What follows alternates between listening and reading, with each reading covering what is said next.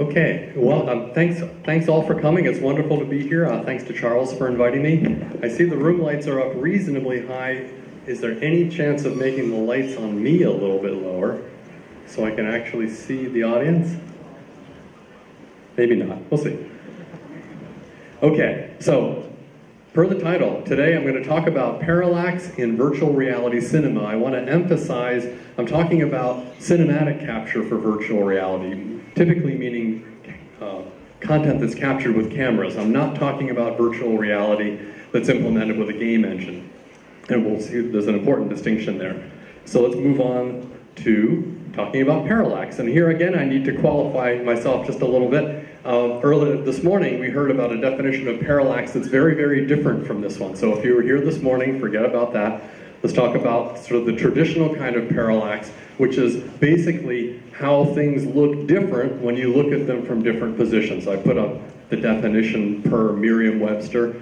This works at all scales. A particularly lovely example of parallax is viewing stars from the Earth and using the motion of the Earth around the sun to effectively look at the stars from different places. And so this is a classic traditional way of thinking about parallax. How do the stars appear to be differently aligned when the Earth is in different positions around the sun? That's not the definition we're going to use today, though. So instead, I want to change to a definition that isn't commonly used, but that's very, very appropriate for computer vision kind of thinking, which is to say that parallax is literally the images that were taken at different points, and also the positional information that can be derived from those images.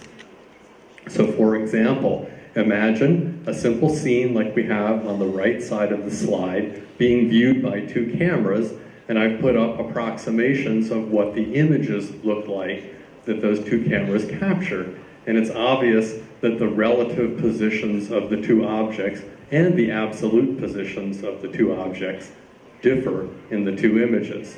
Right, so we've got information. The thing I want to emphasize here is that the images don't have objects in them. The images have pixels in them, and I've done a crude job of showing that just to make it really obvious. Right? The cameras and the images don't see objects, they see pixels, and higher level software, computer vision software, can infer positions of objects by analyzing those pixels, which, by the way, for those of you who have any experience with it, is challenging. So pixels are crummy, right? There's a lot of noise, there's a lot of blur, everything that can go wrong does. So it's a real challenge. But if it's done correctly, then what happens is what appears to you, a human viewer, happens is we see the objects and they're in different positions. Okay, so now let's talk about the experience of immersion in virtual reality. What it means to feel immersed is that you're not looking at a two-dimensional picture of a scene. Instead, you feel you're in the scene. And the reason you feel in the scene is because you experience the scene having depth. Some things are near to you, some things are farther. Turns out that people are very sophisticated about analyzing how near or far things are from them, and they do it with a lot of different techniques. What I've done here is put up a taxonomy, an organization of about 10 specific different techniques that you use. There are more, right? But this is a representative sample. And it's organized in the way that these things usually are organized, meaning that most of them are monocular. They're cues that you could use if you had only one eye or if you close one of your eyes. Cues like size, what appears to be in front of something else, what's the shading on something, what are the angles that the edges of the thing makes relative to the horizon. All kinds of cues like this can be understood with just a single eye, from a single viewpoint. Now we got no viewpoint. Do I need to change slides often in order to get it to not go away, or? Well, we're back. Okay. So most of these cues are monocular. A couple of them are binocular. These are the ones that you need two eyes to experience. So my top level point here primary point is there are a lot of ways that you experience depth. Sometimes we talk about things being 3D only if they have binocular cues, but that's obviously not true, right? Things are 3D if they have any of these cues. What this what this organization does not make clear is it doesn't make clear the importance of parallax in this equation, right? And since that's my thesis, I'm going to rearrange this diagram in a way that makes parallax a lot more prominent and helps us to understand just how important parallax is. So here I've put the non-parallax cues on the left and the parallax cues on the right. And right away we see something interesting, which is, again, this isn't all of the cues, but it's a representative sample, and we see that half of them are parallax cues. The other half are not. So all of a sudden parallax is a lot more prominent, and that's important for us to understand. So what I want to do is not dig a lot deeper into the non-parallax cues. They generally work fine. They're not the problem we're going to discuss today, so I'm not going to go into details on them, but I want to dig in a little bit deeper on these parallax cues so that we can get a better understanding of what works and, more importantly, what doesn't work today in cinematic VR. So the first thing to do is to notice that these parallax cues operate in pairs. Right, so for each of the monocular parallax cue, the binocular parallax cue, and the focus parallax cue, there's an image-based cue, that's the one on the bottom, and then there's a physical cue, that's the one on the top. Rigorously speaking, only the image-based cue is true parallax, the way I defined it earlier, but in practice, these physical cues are so tightly combined with the image-based cues that it's appropriate to treat them as parallax cues as well.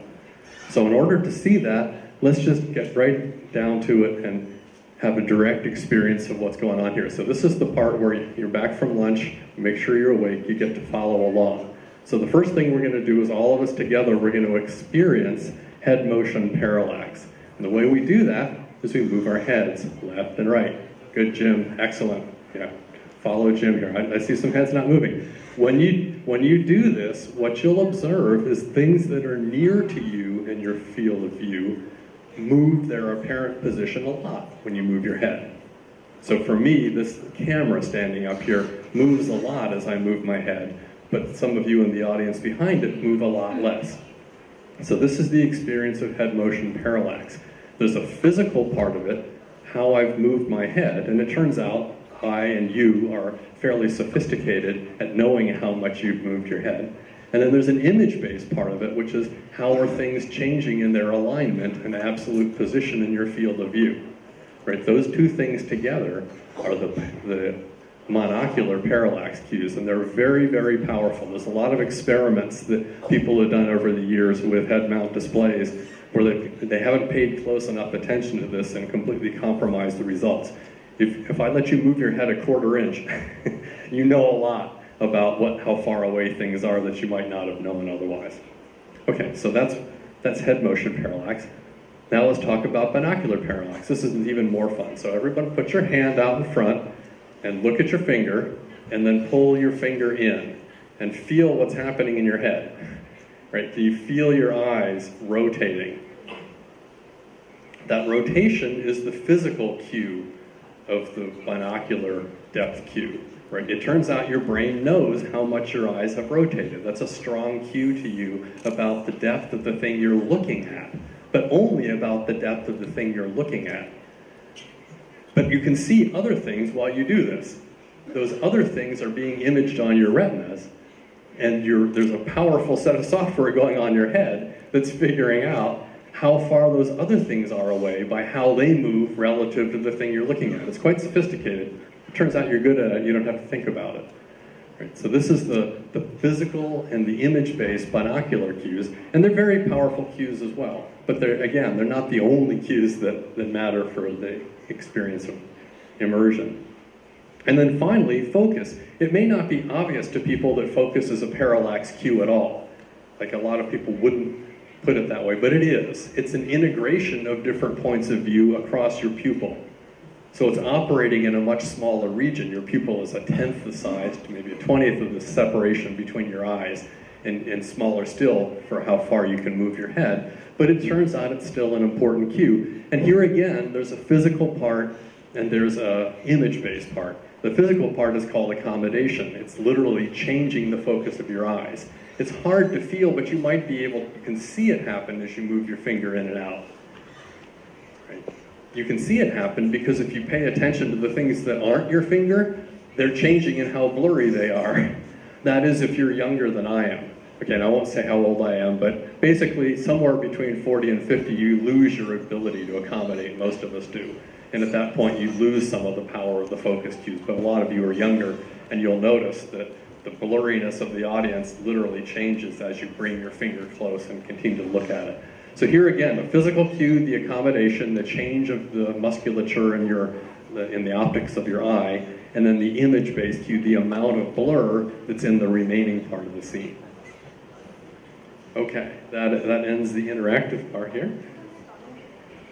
So then the question we have is, how does virtual reality cinema do relative to these parallax cues? Remember, cinema, I'm talking about virtual reality that comes from capturing the scene with cameras. Typically these stereo spherical projections that are used, for those of you who are familiar with the technology. How well do you think it does? Not very well. That's the bad news. And so I'm going to go through and point out what the problems are, and then we'll see a little bit about what can be done about them. We'll go back through it backward. So focus cues, they're just plain incorrect. How come? Well, in the real world, like when you were looking at your finger, you were looking at your finger and you were focusing on your finger. When the finger moved, you changed where you were focusing. That's the way the real world works. That's not the way head-mount displays work.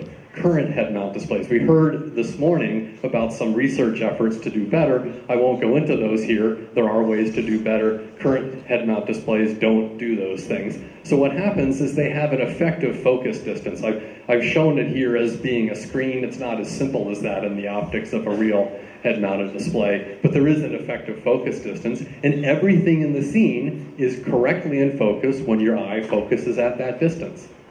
So we break both the focus cues. You're not accommodating anymore, you're just focusing at a fixed distance, and you're getting no blur cues in your image because everything is in focus when you focus at that distance. So you'll lose both ways. There just essentially are no useful focus cues in a modern head-mount display. There are useful binocular cues, but they're not as good as you might think in these spherical stereo projections. So if you look at the horizon, if you view your world like this, you get good stereo. But if you tilt your head to the side, like this, it gets worse, and if you turn it all the way sideways, it goes away. Just like watching a stereo TV, and for pretty much the same kind of reasons. That's bad, but it's not crippling. What's pretty close to crippling is if you look down at the floor or up at the sky, you lose all of your stereo as well. All the binocular parallax goes away. And that's actually a really important thing to be able to do in your environment. So in these pretty important ways, the binocular cues do not work correctly in VR cinema today.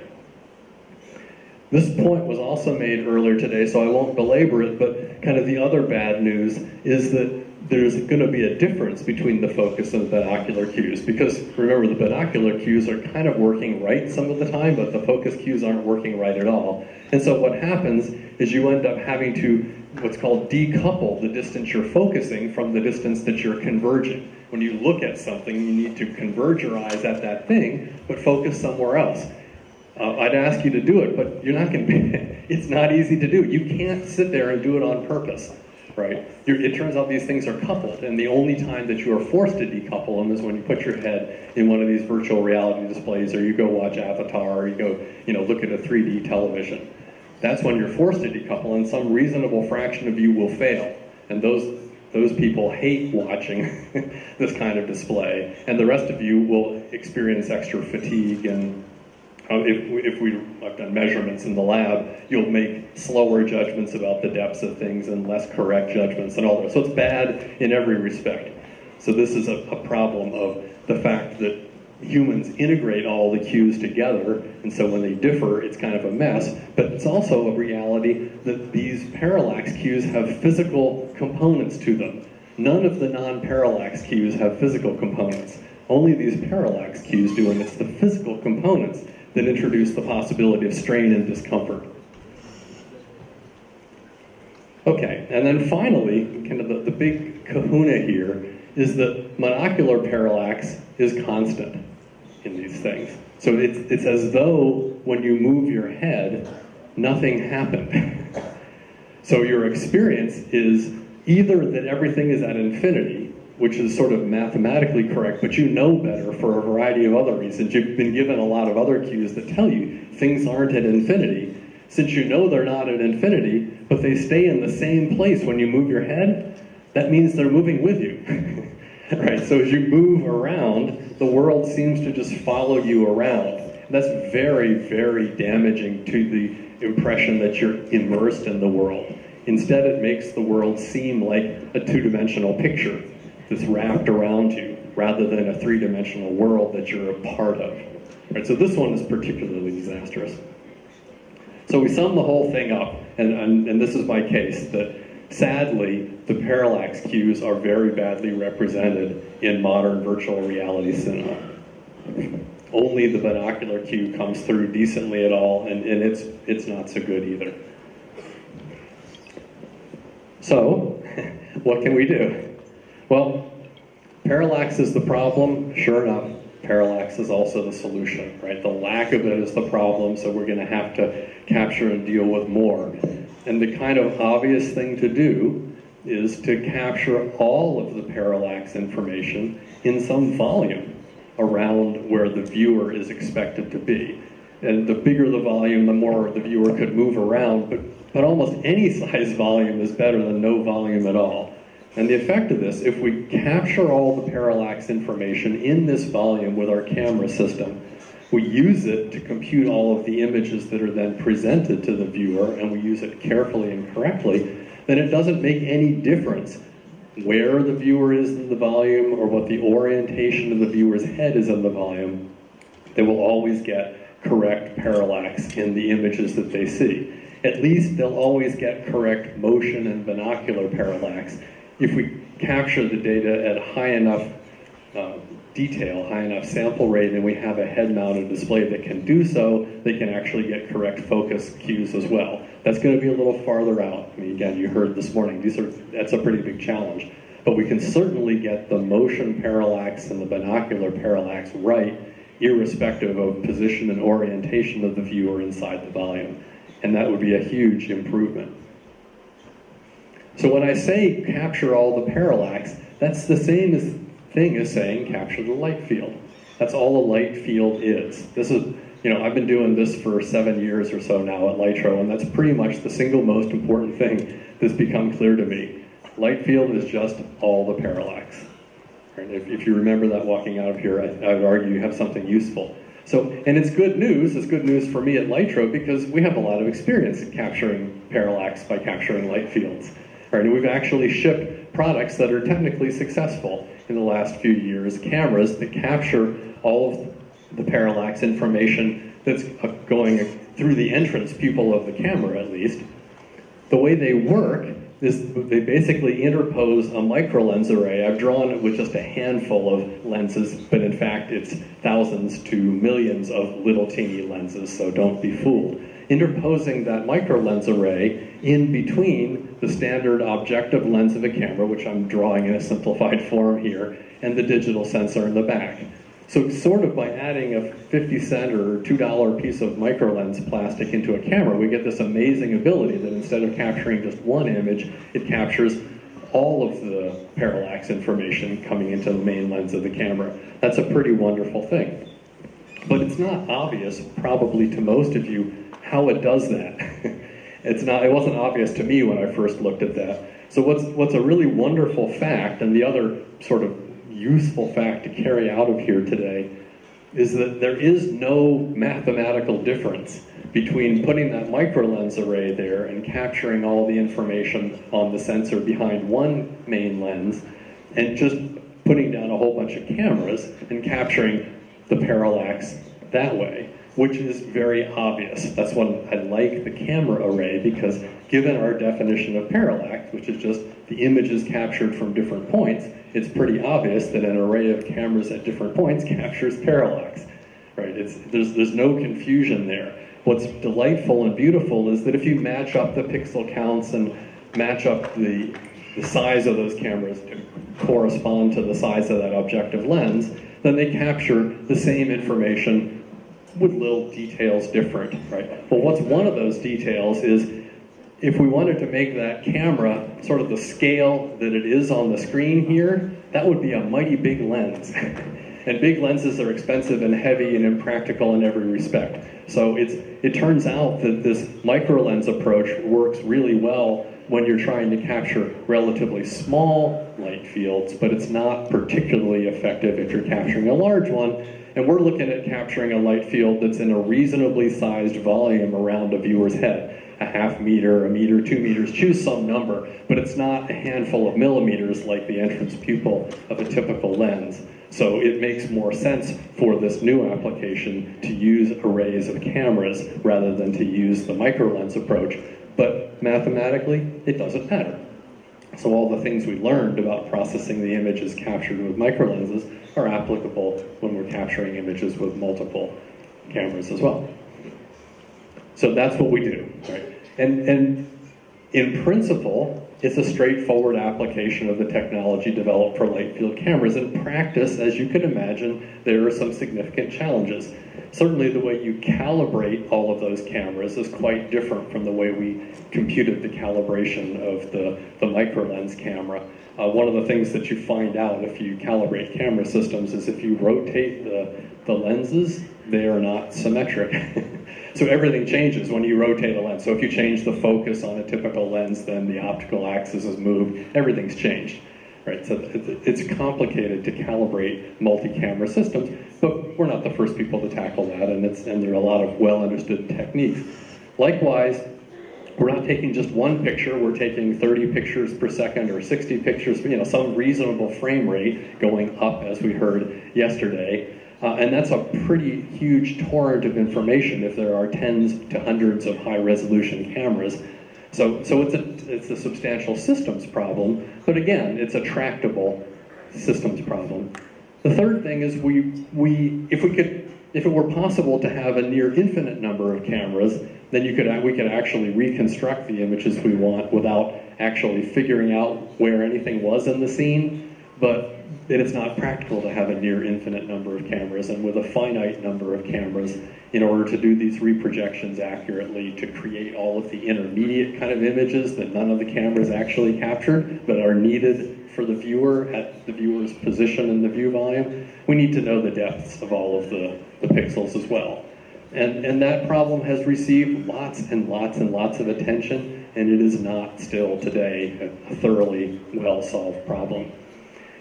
And finally, there's the whole focus cue situation, the fact that current head mount displays don't even give us a practical way to display a light field and get the focus cues right. And there's more, there's lots of challenges, but so I want to leave you with the sense here that while it's doable to apply the technologies that made light field cameras work to this problem, it's not trivial, right? It's keeping a set of us busy doing that work. And so I will say, I'll put up this fancy artist rendition, which the only thing you can be sure of is it does not look like the thing actually is going to look. But the point being, we're well down the path of building a product that does exactly what I've described. It captures parallax in a good-sized view volume.